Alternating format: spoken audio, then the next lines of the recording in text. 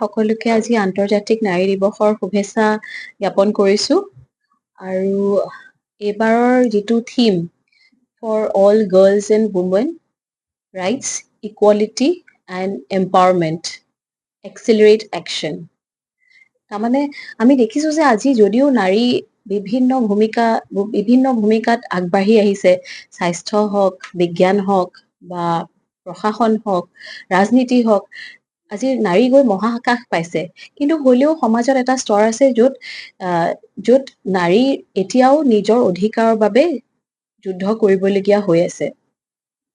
গতিকে সেইবাবে আমি প্ৰত্যেক বছৰে এই নাৰী দিৱস উদযাপন কৰোঁ আৰু আমি যিহেতু স্বাস্থ্য খণ্ডৰ লগত জড়িত, গতিকে তাৰ লগত সংগতি ৰাখি এইবাৰ আমি আমাৰ হস্পিটেলত এটা সকলো নাৰীৰ বাবে সকলো মহিলাৰ বাবে আমাৰ সমাজৰ এটা ফ্ৰী হেল্থ কেম্পৰ আয়োজন কৰিছোঁ, য'ত আমাৰ মেডিচিন, চাৰ্জাৰী, গাইনী বিভাগৰ ডক্টৰ আছে, লগতে অৰ্থপেডিক্স বিভাগৰো ডক্টৰ আছে, তাৰ লগতে ফিজিঅ'থেৰাপি বিভাগৰ আমি আয়োজন কৰিছোঁ।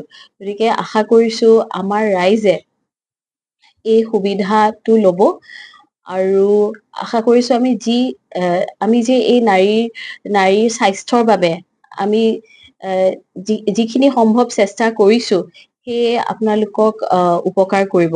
আৰু এটা কথা আমি ক'ব খুজিছোঁ যে নাৰী দিৱস আচলতে এদিনেই পালন কৰিব নালাগে।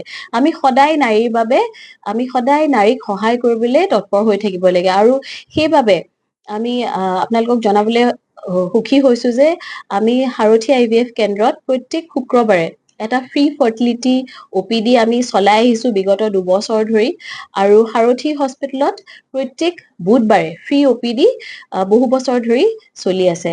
আশা কৰিছোঁ ই আমাৰ সমাজৰ অকল মহিলাই নহয়, আমাৰ সমাজৰ সকলোকে সহায় কৰিব। ধন্যবাদ।